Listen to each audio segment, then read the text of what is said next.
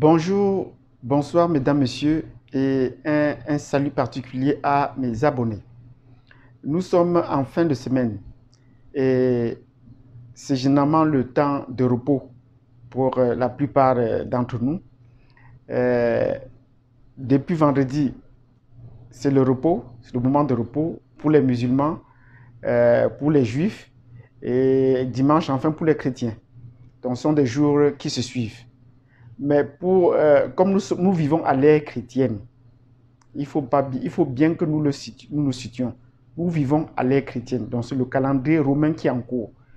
Et la datation se fait d'après les normes de la religion catholique romaine, puisque c'est eux qui sont les dominants.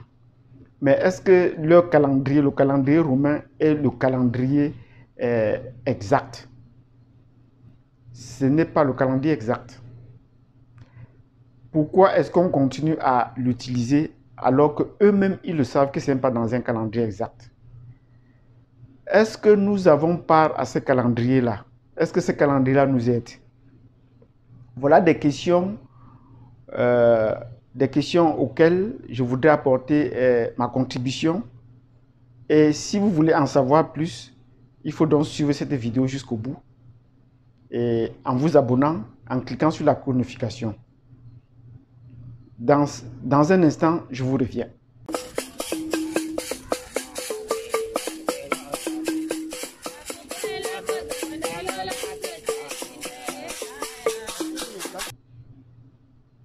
Bienvenue à la chaîne Azania African, qui se veut une chaîne de conscientisation, d'information, de formation, de conscientisation des peuples noirs. Tout à l'heure, je parlais de l'ère chrétienne. Il faut bien qu'on se rende compte qu'on est à l'ère chrétienne. Et cette ère chrétienne est une ère fixée par les Européens. Et ils ont pris des références de part et d'autre des points de la planète, ce qui les arrangeait pour fixer cette ère-là. Mais dans la religion catholique même, romaine, est-ce que ce calendrier est le meilleur calendrier?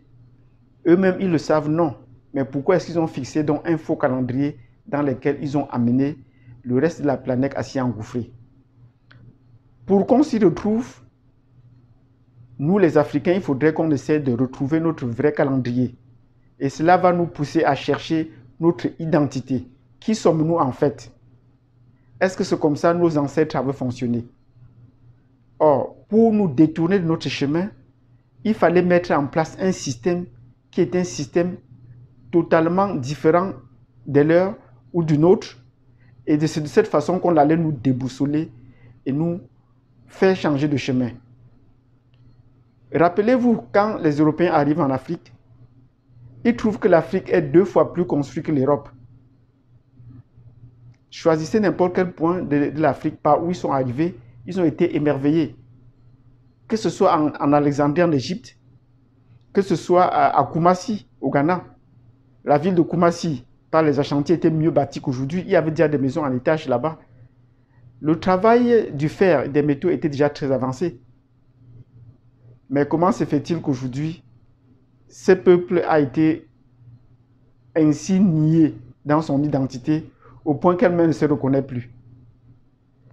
Conscientiser les gens, c'est de retrouver notre identité propre et de bâtir un autre système, de retrouver notre système originel qui est en dehors du système métrique.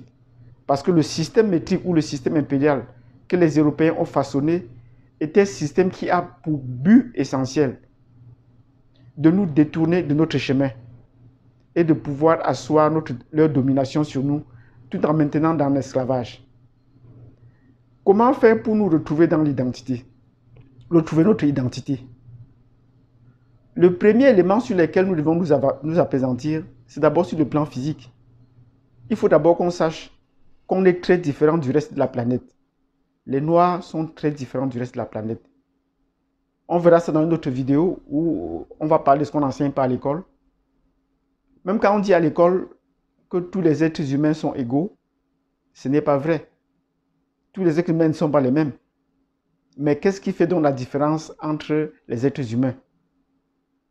La différence aujourd'hui, et je m'adresse donc au peuple black, la différence aujourd'hui, c'est que nous sommes noirs, alors que tous les autres peuples sont différemment. Qu'est-ce qui fait que nous soyons noirs? C'est parce que nous avons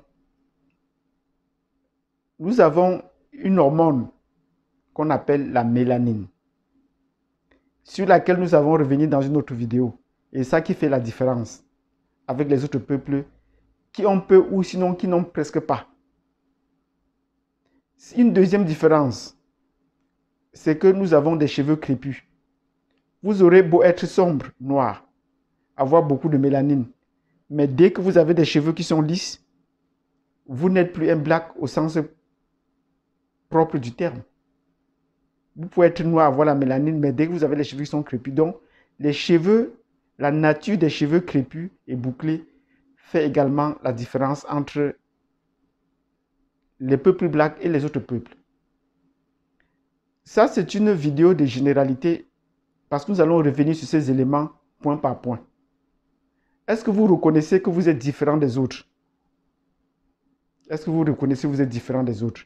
C'est en prenant ces différences, en les analysant leur impact sur le plan psychologique, sur le plan spirituel et sur le plan physique que vous allez comprendre exactement qui vous êtes. Et ce sont des vérités que les autres ne vous enseignent pas parce qu'ils n'en disposent pas.